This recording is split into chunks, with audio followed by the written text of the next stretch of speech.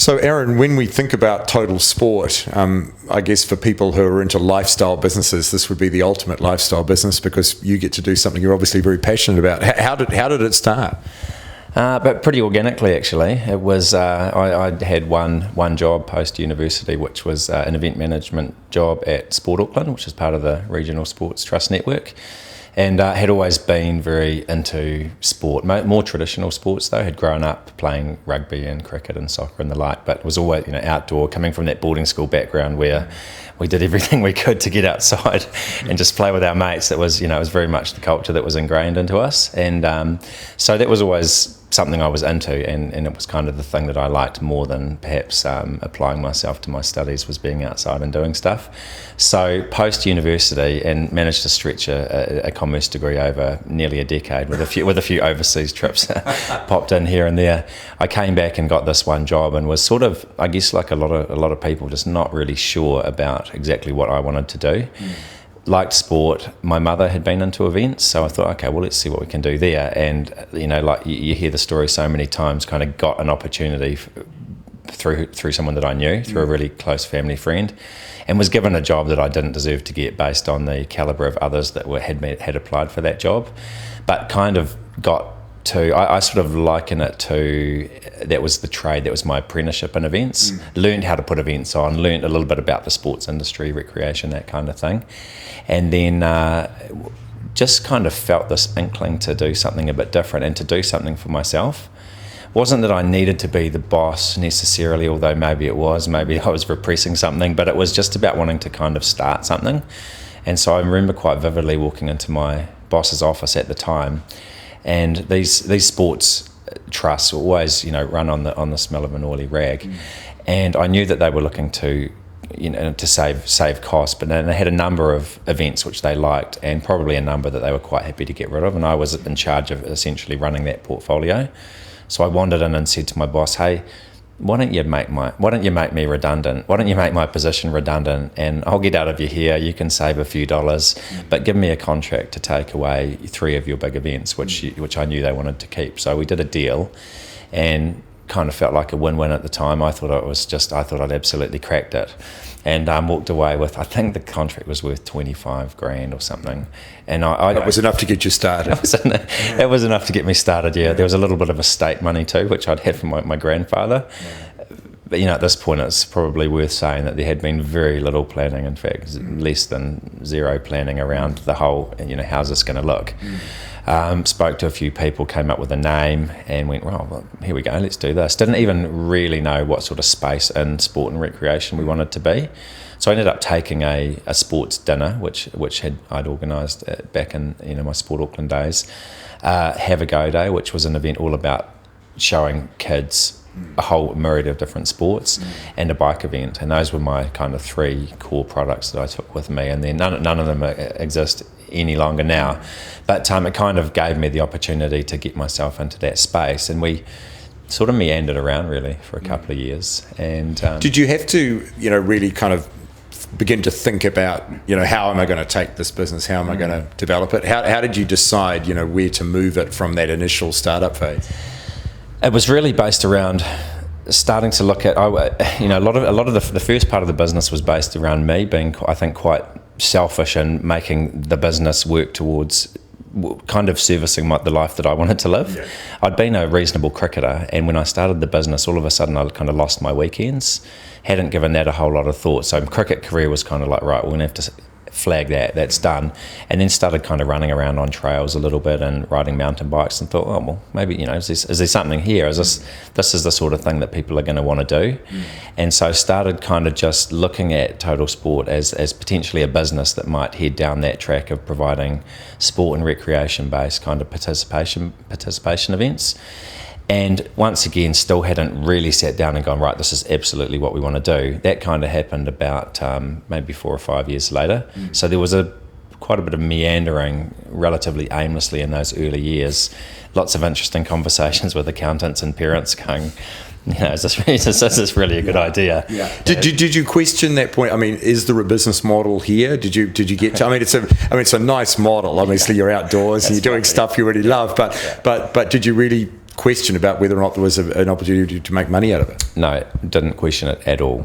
Absolutely didn't do that. So have, since those days where it was me just doing my thing, we're now at a point where we've got a board and directors and shareholders, and we've sort of looked really closely at this business. And I think it would be fair to say that had we had our time again, if we were completely driven about trying to create a business with a model that was around ticking the box of becoming financially sustainable quickly, you wouldn't go down the path that we did. And the part, our model was, lots of people paying not much money. So you've got to get lots of people doing these events to make, to kind of make money. So we've had a bit of a laugh about it recently, actually. That it ticks all the fluffy boxes. It was a great lifestyle business, and everyone thought it was very cool. It just didn't really have the rigor behind it financially. In fact, you've got the double whammy, because it's low margin and high risk. Yeah. It's probably a good case study for how not to start a business, actually. Yeah. So you obviously learned from it. And if we fast forward to today, what's the model? Because you're doing a lot of events now. You cover, and of course, I suppose the other trend that's worked to your advantage is that multi-sport has become huge now. Yeah. Certainly the participation-based sport kind of recreation space is large, and we look, you look to what's happening in Europe and the States and the places that are far bigger here. Trail running is enormous, and we were just fortunate that was kind of the product. We went, right, we really want to get in and sort of take some ownership of that space, and there was some luck and some planning around that, but the whole kind of fitness, health and wellbeing market in terms of people getting out doing stuff has really, really grown a lot over the years. So we were in a pretty fortunate position that we managed to get through some tough times. We hung around long enough that people thought, well, hold on, maybe TotalSport must know something. They're still here. So opportunities came our way. We got to the point where we became very, very clear around what the brand was, which is a lifestyle brand. It's very much a service-oriented brand where we're dealing with people's leisure time, and that's something that we take really seriously, because the people that do the events, they're 35 to 50, they're generally earning pretty good money. They're corporate type people a lot of the times. They're not cash poor, they're time poor. So they want something that's slick, doesn't have to be super flashy. They love to get out there, but really these people don't get a lot of time. So when you get them, you got to make them they got to have a good time. You got to send them away and make sure that they're going to come back again. And you want to send them away with a good experience too. So how do you deal with keeping their delivery right up to expectations? Yeah. So our model, and something I think that we've been pretty unique, is we kind of feel like we've almost flipped the model on its head. We look for the location. Our key point of difference, and it's no major secret, is that we're a location-based organisation. So our products are run out of some pretty amazing locations, places like the Central Plateau, Waihi, the Coromandel, some really great parts of Greater Auckland too, that a lot of Aucklanders and Kiwis just haven't been to, the West Coast beaches and all that kind of thing. So we almost go to the location now, find the location, scout the location, find an event, and then start promoting it from there, instead of going, hey, here's an event, let's go find somewhere to put it on. Because through continual surveying of our people and asking them, and them just telling us, the thing that attracts them is getting them into these really quite awesome locations that perhaps they wouldn't go to had there not been an event on. Do you find that you've established a client base, and all you basically do is keep selling different events to them? Is that how it works? Yeah. That is definitely something we do pretty effectively. As we've got a database of 25,000 thereabouts that do our events. We have a really strong community, and when we survey them every year, we say, how many of our events have you done? Some of them have done up to sort of a dozen of our events a year. Some of them do one or two. So we market hard to them. We continually try to leverage that database and keep telling them what we're up to. But one thing we did learn a few years ago was that we were becoming a bit sort of male-centric, I guess. Mostly guys who were kind of rugged, guys that had done this stuff for years and years. What we weren't doing very well was talking to females and families, and what we sort of call in our industry newbies or entry-level people. We switched our whole kind of marketing around to knowing that this hardcore would come anyway. Yes. They already know that Yes. we're there. We had to expand into, talking to this whole different demographic that we hadn't been. The other risk you ran is obviously you had an aging client base. Yeah. But it's surprising. I mean, they're aging, but boy, there's some phenomenal social athletes out there at that kind of 50 to 60, 65 level. It's quite incredible. So, but yeah, absolutely, it was aging, and we needed to start bringing in the fresh blood. And we thought, well, if we get the mothers, with the mothers come the family.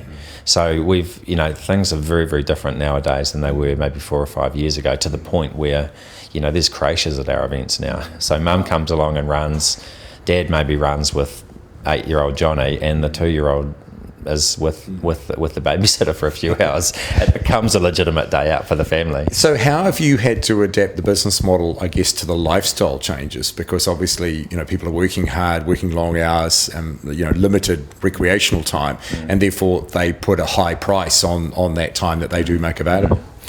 Some pretty basic things like keeping things tight.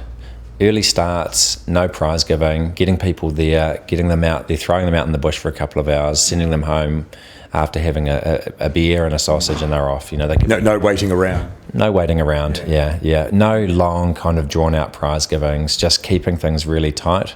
Mm-hmm. That's kind of the model that we work through for our Auckland events. When about a third of our portfolio is run out of Auckland, they're a little different because people tend to. And regardless of where we put an event on, 50% of the people that do them are from Auckland. So we'll go to the Central Plateau and did an event just last weekend. You can guarantee at least 50% are Aucklanders. Now, if they leave Auckland, they're happy to hang around and waste a bit of time. So you create a whole program for them. Friday night activities, and then Saturday's event day, and then Saturday night's a prize giving and a few beers and that kind of thing. Because at the point in which they sort of head out of Auckland, they've committed a weekend. It's when they're in Auckland that they're like, right, I must do this. I want to do this, but I want to do it really quickly. So it's understanding that. I think that comes from just really understanding the market. Yeah. When you look at the design of the actual activities, you're catering for as you say, a range of different demographics and age groups and gender mixes and so forth. So, are they all specific to very specific targets? There's no. I guess yes and no. What we've tried to develop is that the way in which an event, all of our events have some things that are quite similar, and they have about 4 or 5 different options, and there's always one that's at this kind of quite hard, I'm a pretty serious kind of an athlete level. The black run ski equivalent. Yeah, exactly, yeah. So a good example is an event that we do in Waihi, where we've got at the absolute top end is a 60-kilometre ultra through some very gnarly but beautiful bush through the ranges there, right down to a 5K kids and sort of fun run type thing, and then 2 or 3 events in the middle. So you're hitting all these different markets there, and understanding that you've got to talk to the people that are doing that event a bit differently than the way you speak to these ones.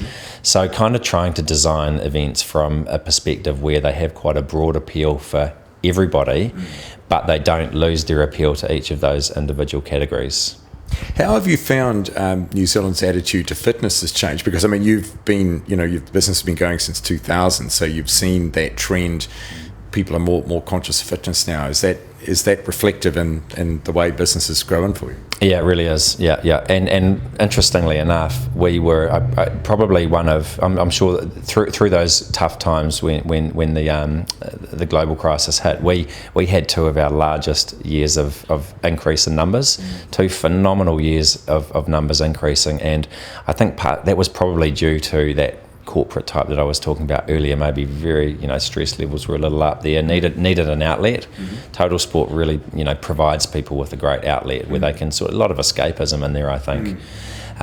So that was kind of an interesting time for us. Yeah. In terms of growth, you continue to grow. You've got 6 or 7 full-time staff, but I imagine there's a lot of contractors pulled in for specific events. Yeah. So a core of about full-time is about 6, and then peripheral staff or contractors, maybe about another half a dozen of them. And then that number, in terms of what it takes to put an event on, that could grow to, including marshals and all the support staff, up to maybe 150, 200 people on the day of an event, just kind of making sure it's all going. Yeah. What about all the health and safety issues? Because there's a lot of compliance involved in this sort of thing these days, and management of risk. How do you deal with all of that? Yeah, that's changed enormously. Probably one area that throughout that whole time in which we've been around has changed the most, to the point where back in 2000, when we were putting on some quite large bike events along Tamaki Drive, there was no need for a traffic management plan. You'd have a little bit of signage and one or two policemen that would help you. Now it's just gone to the absolute nth degree. Has it gone too far, do you think? I think in some cases it's gone too far. Absolute necessity to get some rigour and some some management around that stuff. But it's one of the key reasons why, if you look through our portfolio, you'll see one event on the road. The other 19 or 20 are all off-road, in forests and dock land, where you can actually avoid the kind of red tape around putting together traffic management plans and that kind of thing. Despite it being, that is actually, one of the key reasons why we headed that way. And it's a biggie.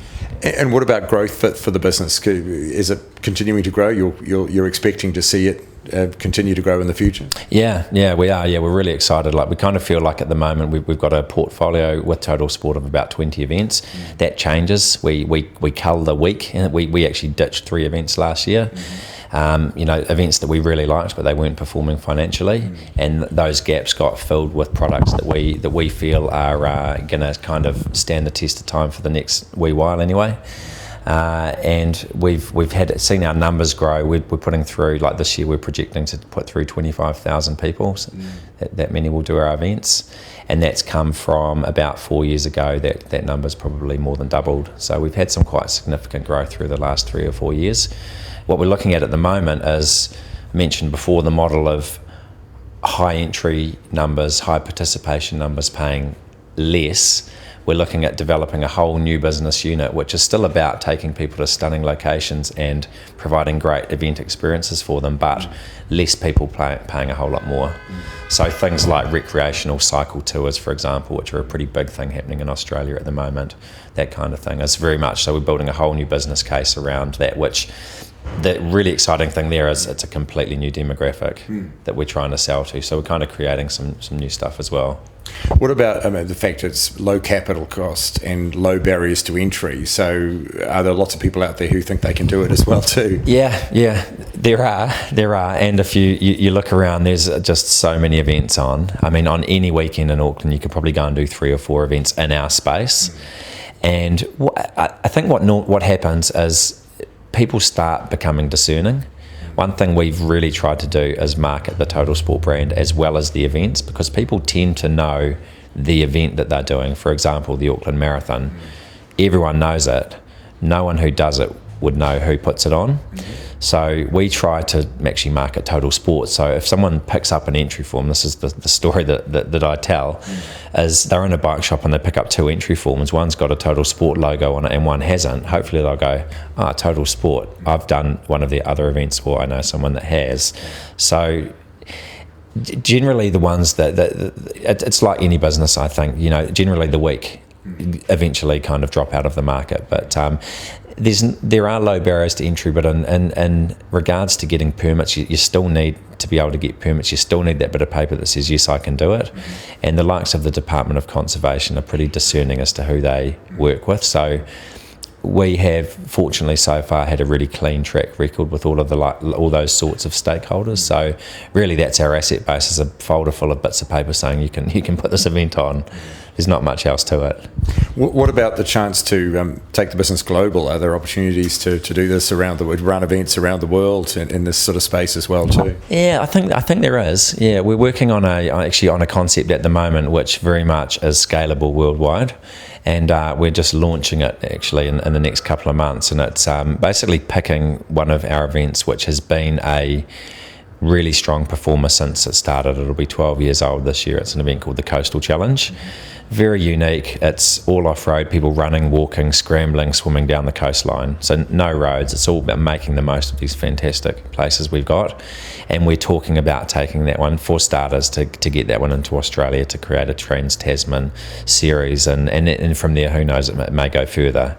There's definitely opportunities. We kind of feel like we've kind of got our portfolio here in New Zealand and Auckland, or the greater North Island, I should say, pretty well done now, that we're starting to have to look a little bit further out. So definitely keeping an eye on all sorts of opportunities.